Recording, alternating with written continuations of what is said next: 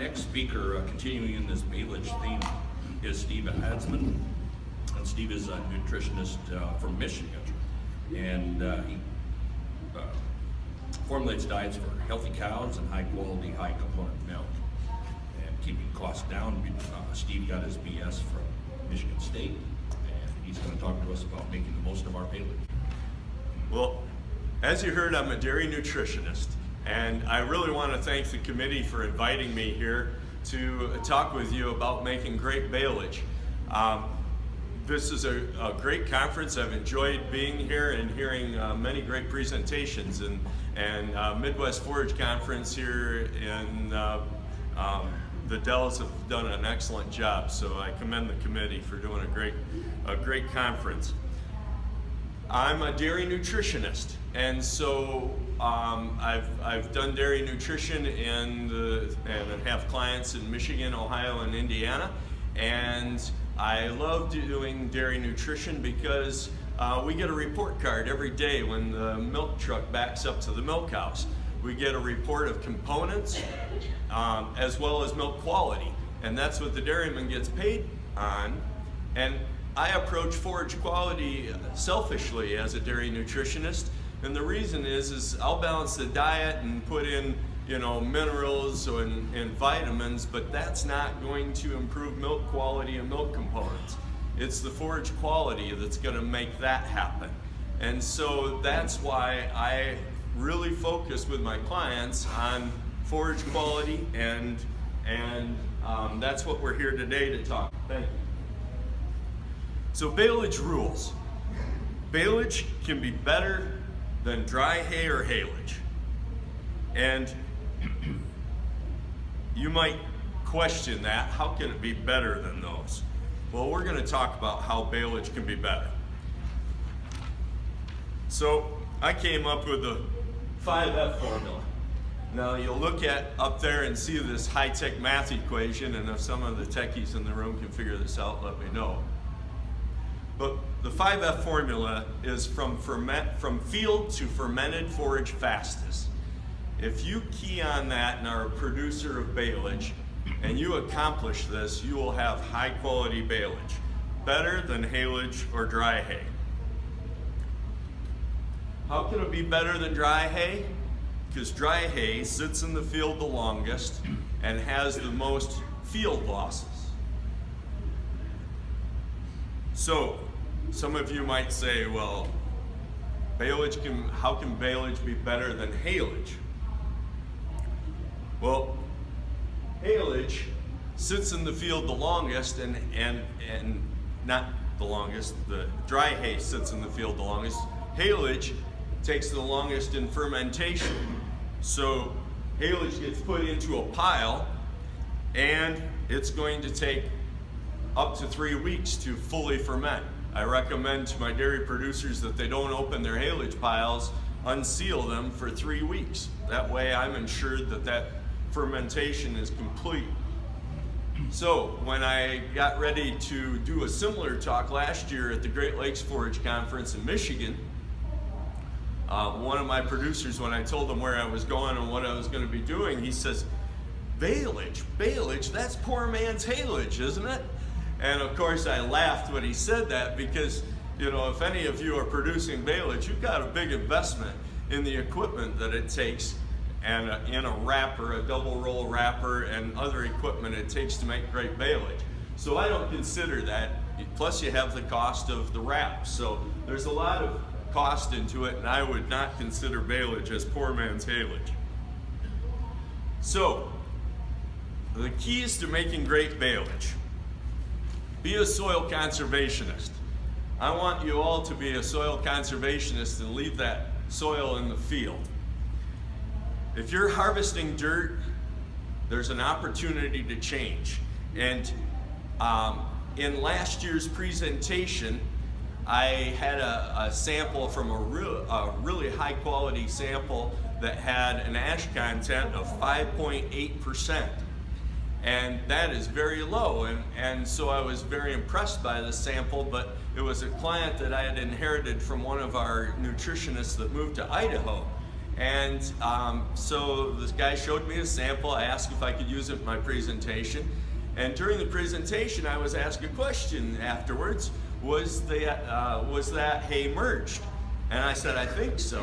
So my next trip to the farm, I went and asked the guy, I said, would you show me your hay equipment? So he took me out in the snowbank and showed me his wheel rake.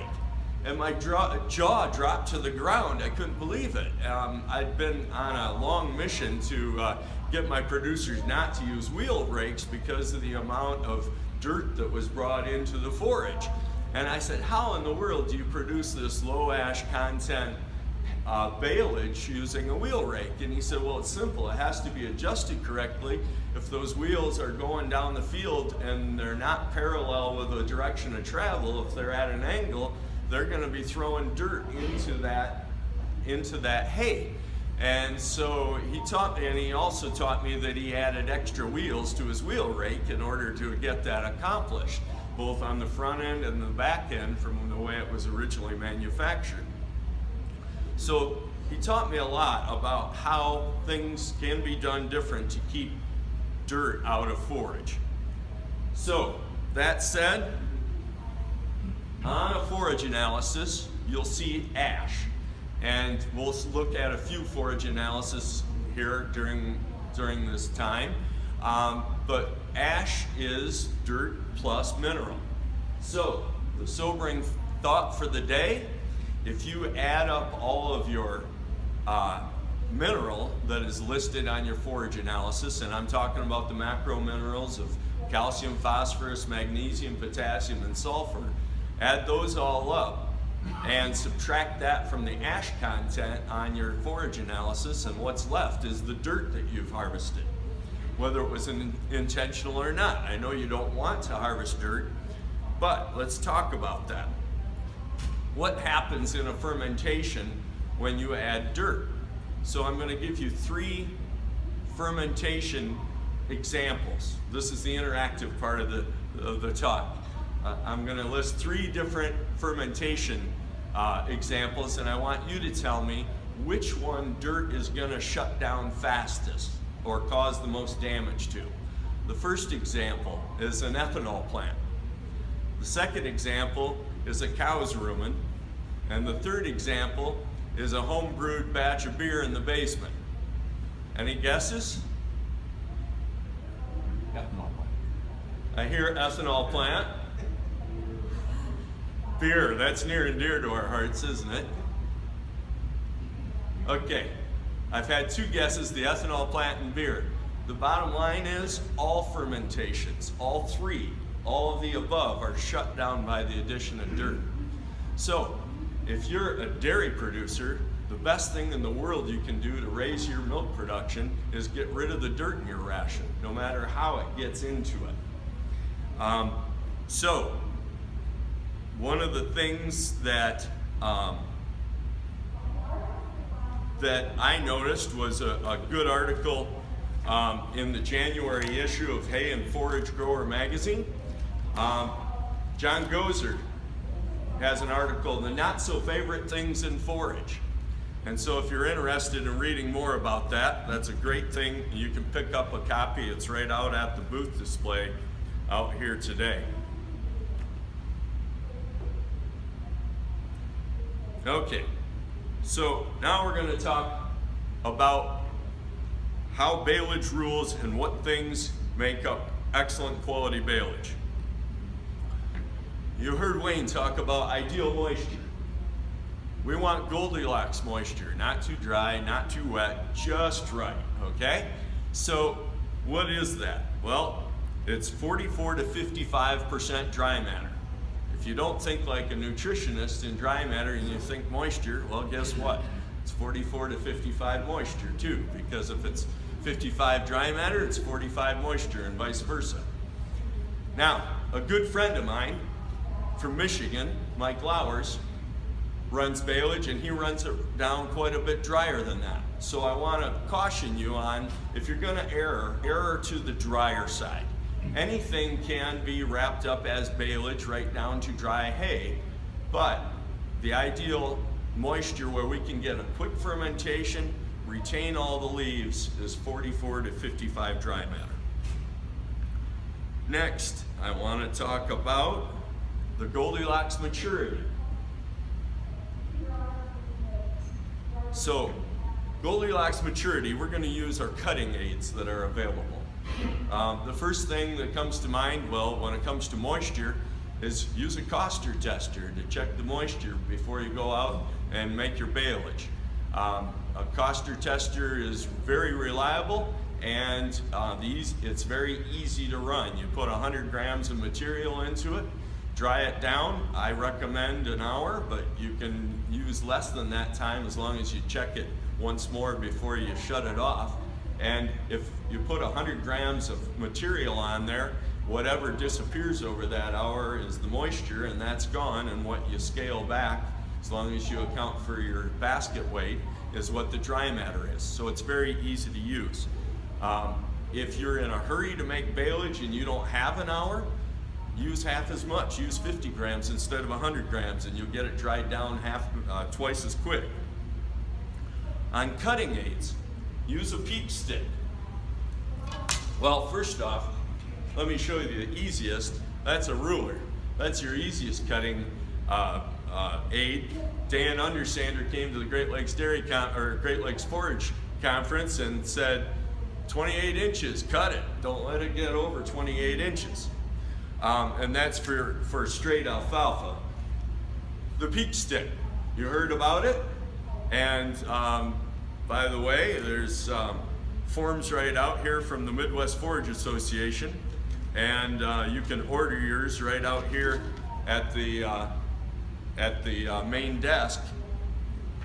On a peak stick, there's 3 sides to the peak stick. There's the bloom, the flower side, the bud side, and the vegetative side. So let's start with the flower side. If it's already flowered out, it's too mature, you need to cut it anyway. You don't need the peak stick. But for first and second cutting, going out and using the bud side or the vegetative side, and you go out and find at least 10 plants of the tallest plants in the field and average those, it gives you definitely what your maturity is going to be. And so you get an NDF number, and you're aiming for cutting it before it's at 40 NDF. And it also gives you the relative feed value, so you can see where that is. Dairy quality hay is going to be 160 relative forage quality or higher. Okay, so now we're going to start talking about getting the plant cut. We want to cut dry plants. And the reason we want dry plants is water is the enemy, and we got to get rid of the moisture. We have to get that plant to dry down. So it doesn't do any good to cut a wet plant and lay it down. Now we've got a wet plant laying sideways instead of standing up, right? So if you walk through a field and your pants are wet, don't cut it. Wait till the dew is off of it. And also, waiting till the PM hours is going to increase sugar. So if you can't wait till the PM hours to cut, at least cut a dry plant.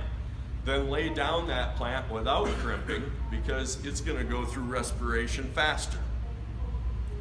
So first, that plant goes through respiration and dries down slowly, and it doesn't even know it's cut. It's laying down, especially cut it wide swath it, the whole width or as wide as you can from the mowing equipment you have. That plant's going to lay there and still soak up sunshine. So it's still adding plant sugar even after it's cut, if it's laid out wide swaths. So now the next thing is to delete oxygen. And as soon as you wrap up that plant, or wrap up that bale, we need to get it wrapped. If that bale sits there unwrapped, it's going to start heating, but fermentation doesn't happen until we delete all the oxygen. So when is that? Once the wrap is on. So if you are having a bale out there, I've had many people say, well, that bale's heating already. It's already starting to ferment. No, it's starting to rot. I'm sorry. It's just rotting until you delete all the oxygen. Once the oxygen is diluted with wrap and a very tight bale, then it will begin to ferment. So we want it wrapped quick. The quicker we can get it wrapped, that's when fermentation can begin. So the big bad enemy is oxygen. We have to delete the oxygen, and that's by getting it wrapped. Using 7 to 8 wraps is the best insurance on not having things pierce the bale once it's wrapped. So then fermentation can begin, and the proof is in the pudding. What do you mean by that? All right, here's another interactive time. What else? What is it that makes pudding delicious? Sugar. Sugar. Good. Exactly. That's what makes pudding delicious. That's what makes Baleage high quality, is preserving that sugar. So, proof is in the preservation of sugar because it's the first carbohydrate used in fermentation. Now, the quicker we can get that fermentation accomplished with less water, the more sugars we're going to preserve. So that plant is between 10 and 20% sugar when it's a live plant. Then we cut it and we lose all that sugar when we ferment. That's the fermentation loss through haylage. We're going to ferment it as a drier plant because we let it get drier than we would haylage. And we're going to get it wrapped and sealed in plastic so that it's going to go through fermentation and complete that fermentation with a lot less fermentation acids. So we're going to have more sugar preserved. I'd like to read a quote from Bill Mahana from Pioneer. And one of the many things that he's written, he's in a lot of the popular magazines, but this quote I really liked from him. It makes little sense to worry about sugars on the front end of a harvest, only to lose them to spoilage, aerobic bacteria, or poor silage management. So I would say that really applies to baleage. And the higher the sugar, the more the animals are going to love it, the more energy it's going to give to the animals that are eating it, and so they are going to benefit in either milk production or rate of gain, or taking less baleage to meet maintenance needs. So now we're going to look at a few of the samples that I brought as examples. This baleage sample is from Cumberland Valley Analytical Lab. And the things I'm going to point out to you is that it's 56 dry matter. So it's just outside of that 44 to 55 dry matter we talked about. 23% protein. And then here's the rest of the sample, results of that same sample. We've got an ADF of 25, an NDF of 37, so it's really high quality stuff. And I come down here and here's 9% sugar on a dry matter basis. So this fermented quickly, was baleage made in a day, and we preserved a good amount of the sugar that was available to us prior to that fermentation happening. Our next sample.